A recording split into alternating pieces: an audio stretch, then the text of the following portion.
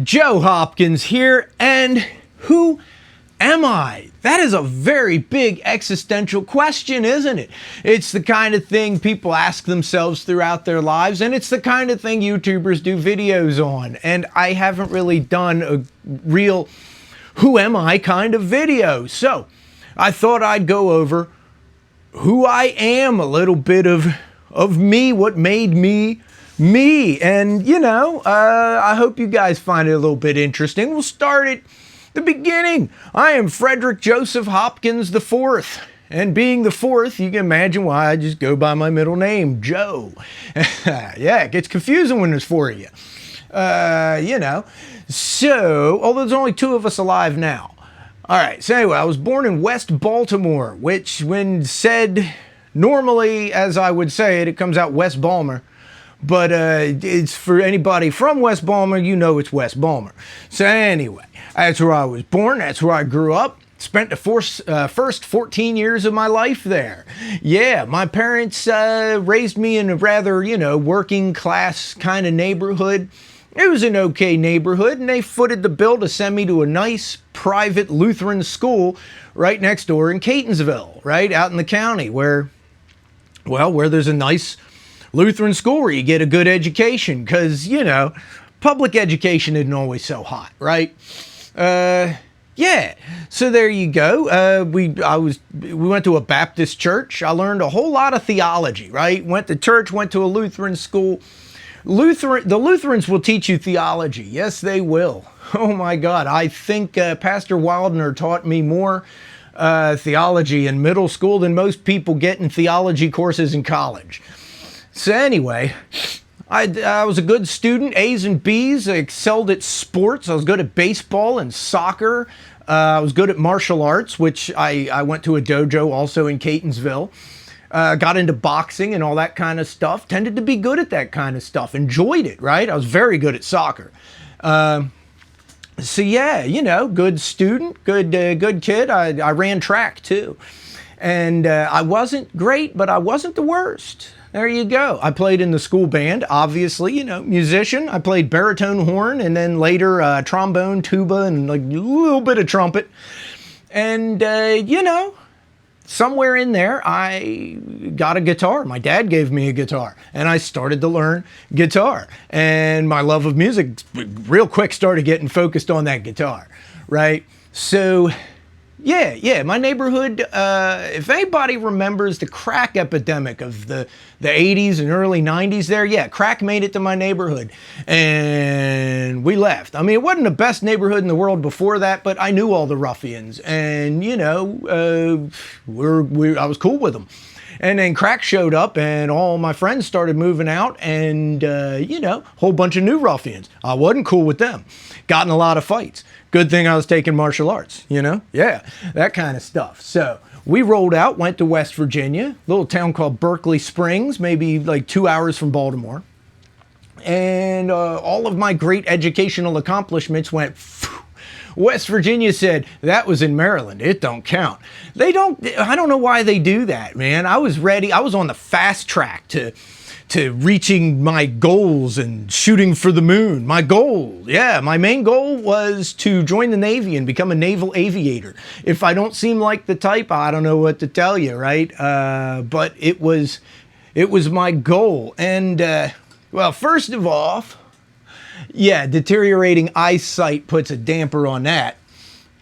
And of course, having all of your, being set back years by a crappy public school system doesn't help either. But I thought I'll make a go of it. I could still get A's, especially at this school. I can get straight A's. I can catch up. And then I learned that in the public school system, when you don't have great dedicated teachers, they sometimes fail you because they don't like you, not because you're doing poorly. And that started to happen to me right off the bat. So after the first semester, where a couple teachers just decided, well, screw you, Joe. I kind of saw that there isn't much point in me really applying myself, because they're really screwing up my goals anyway. that's going to get in the way of this stuff. So I dropped out of those classes and coasted. And believe you me, coming from a private school to a public school, I was able to do next to nothing for 4 years and still get A's and B's. I think my senior year, I didn't show up to my afternoon classes for like half the year and still got A's and B's. Because I mean, really, man, they were years behind where I'd left off in the 8th grade. So I'm not trying to insult anybody. It's not that the public schools were that bad. It's that the private school was that good. So yeah, man, I did take some very good vo-tech courses, though. Carpentry, masonry, that kind of thing. And when I graduated, I decided that I was going to take some more vo-tech classes. Went for automotive technology, right? Post-secondary. Yay me, man. I'd been wrenching on my dad's crappy cars for years, and when I started to drive, I owned crappy cars. That's a pretty good introduction to automotive technology right there. I did pretty good at that too, man. I ended up a certified brake technician, certified front-end technician, what was it, the engine computer specialist or whatever it is they call the computer in the car. I was a specialist on that and all that kind of stuff, right? So there you go. But, you know, I was doing that and delivering pizzas and, you know, partying too, right? Work, party, school, man. Yeah. I got into using uppers pretty bad. But anyway, so part of the way through that, I was thinking, I'm sick of this crap. Wasn't so happy at home, wasn't so happy with the way things were going in general, but I decided I'm a pretty good guitarist because I focused on guitar and fishing a lot through high school while I was coasting. I got pretty good at it. Had a bunch of songs I thought were pretty good. Had been in a couple bands, and I thought, you know what? I'm going to pack up my bags. I'm going to stick my guitar and amp, grab that little song notebook. I'm going to LA. I was saving some money to head west. That's the days before the internet, man. It's like 1996. So if you wanted to get into the music business, you kind of had to go to LA or Nashville, right? Those are your choices. Pick one. You want to do country, you go south. You want to do rock, you go west. I want to do rock. So it's like I'm heading west. And then I met a girl. And I liked this girl. Liked her a lot. So I figured I'll stick around, see how this works out. Well, it worked out. We got married. Hell yeah, we got married. We're still married, yeah. But yeah, we got married in 2000, the year 2000. Yeah, man, Y2K, baby, in January. It's easy to remember how long I've been married because it's whatever the date is. That's how many years. And shortly after that, 2 months after we got married, I got a job in the Maryland correctional system, right? I still work there. If anybody didn't know, I'm a corrections officer. That's my day job. And it's a pretty good day job. It pays the bills and it's got good health insurance and paid time off. So what else could you want, right? I've worked a lot of jobs before that one. I mean, a lot of jobs. And this is the best one so far in a lot of ways, right? So anyway, got married, we were married for a while, built a house, moved in, got divorced, sold the house, got remarried, bought another house. We're only divorced for like 3 or 4 months, right? Problems, reconciliation, all that kind of stuff. What is it? Gas got expensive. Hurricane Katrina was the scapegoat on that one at the time. That's why prices couldn't come back down. And I ended up transferring to a different institution and moving further out into West Virginia, but still near the Maryland line. So, you know, live in West Virginia, work in Maryland, you know, make Maryland money, pay West Virginia taxes. West Virginia taxes are lower. If anybody didn't know, it's cheaper to live on my side of the river. But it's cheaper to shop usually in Maryland because, you know, groceries, I don't think they have sales tax on groceries than they do in West Virginia. So anyway, it's neither here nor there, right? So we're up here for a little while where I'm living now, which is Short Gap, West Virginia.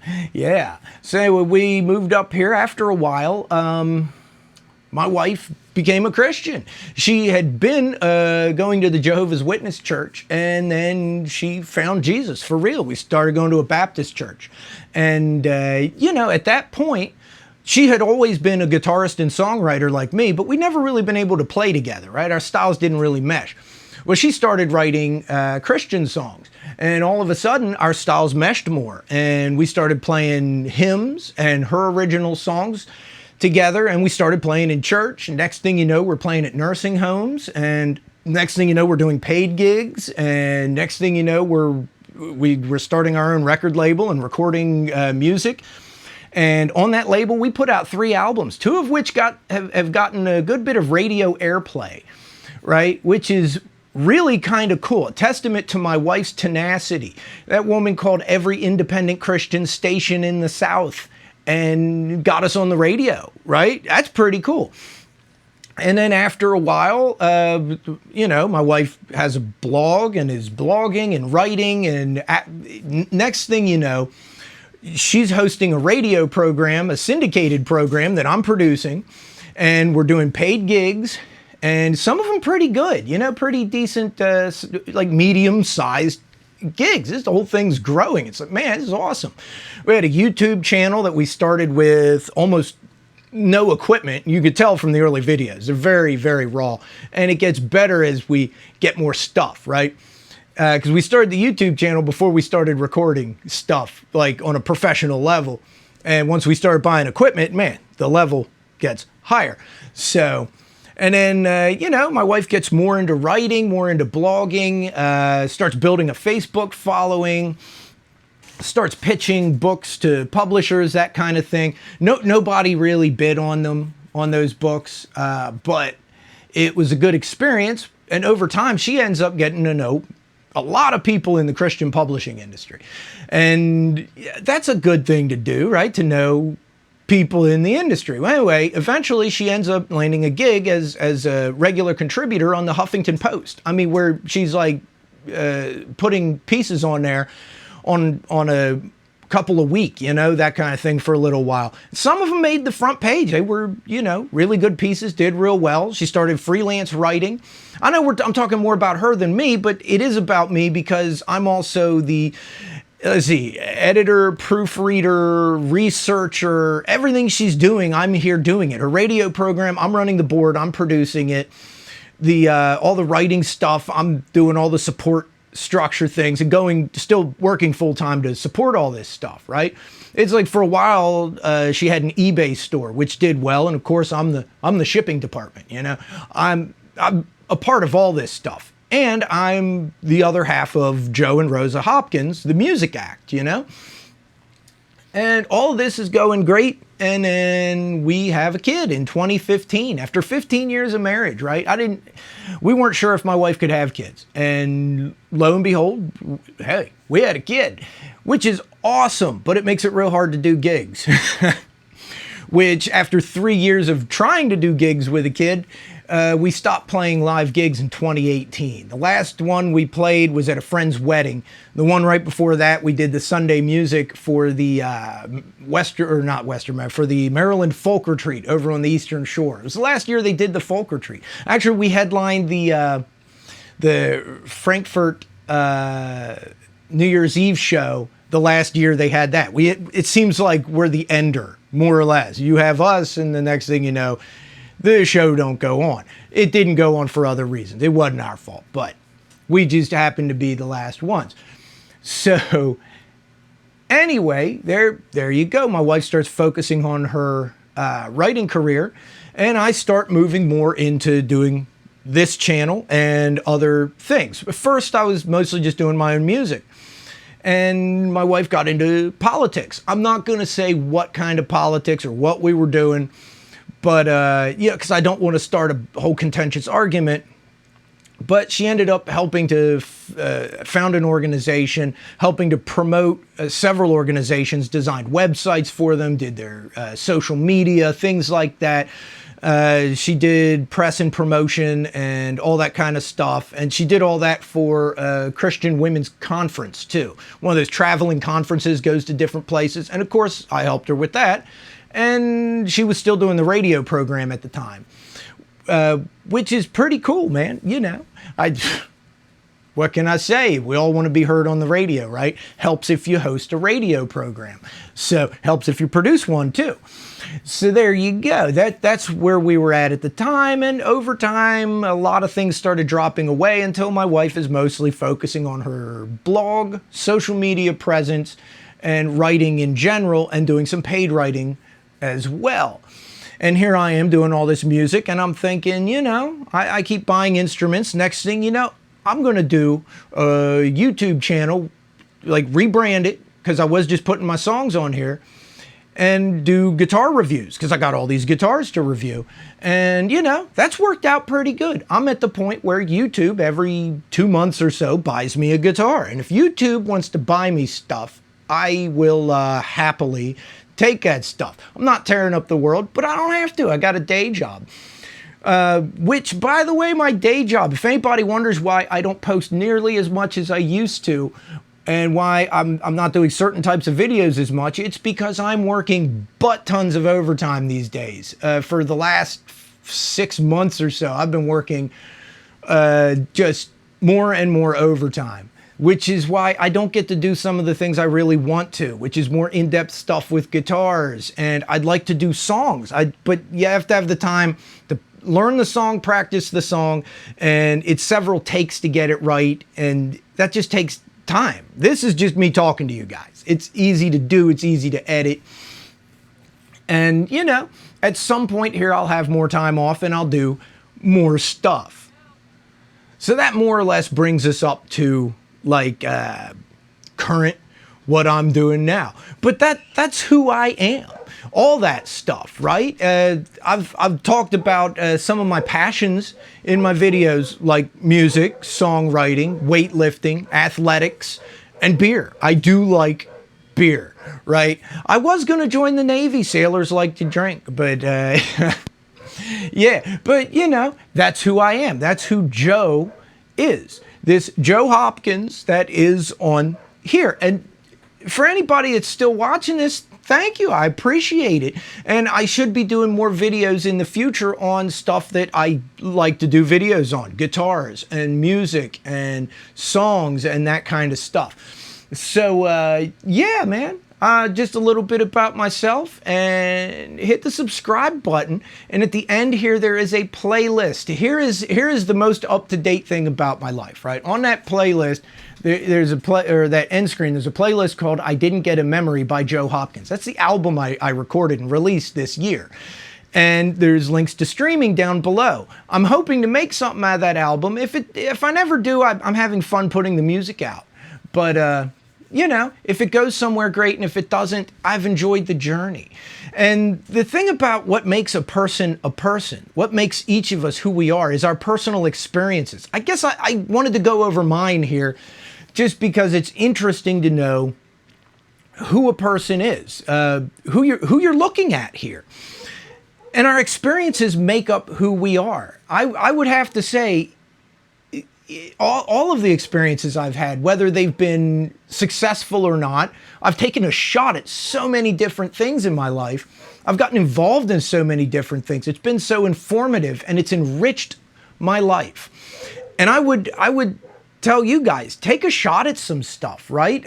Honestly, I'm not much of a political guy, but helping my wife with the political stuff, it was very informative. And it helped to shape the way I view things. For instance, when you see something on the news, everybody has one opinion of it, but I've seen what they're doing, what people say and do behind the scenes, regardless of what they said on TV. And it gives you a whole different idea. And it's not necessarily like crooked lying. No, man, things have to be framed a certain way. Same as when you do anything on TV or video or YouTube. I gotta frame things. You gotta frame things a certain way. But it's interesting to see it. And it's really helped me develop myself online here on video to see how to go about doing that. Politicians know how to do that stuff. They know how to present. And that's a skill. It's a skill that has to be learned, right? So nobody's born knowing it. Some people are more naturally adept at it. But yeah, enrich your lives. Do some stuff. Take a shot at some things. Like the music I've been putting out. Like the music I did with my wife. We didn't become big stars, but it was enriching to do it. It was enriching to go through the process, to play gigs, to you know, submit music to labels to then turn them down and decide, you know, no, they're not making any good offers. We'll start our own label. That was interesting. So anyway, yeah, like I said, there's an end screen. Check out my playlists and subscribe to my channel. And I'll see you guys in the next video. I love you guys. Man, go out there, do something. Have experiences. And shoot your shot. Why not? Peace out, baby. Bye-bye.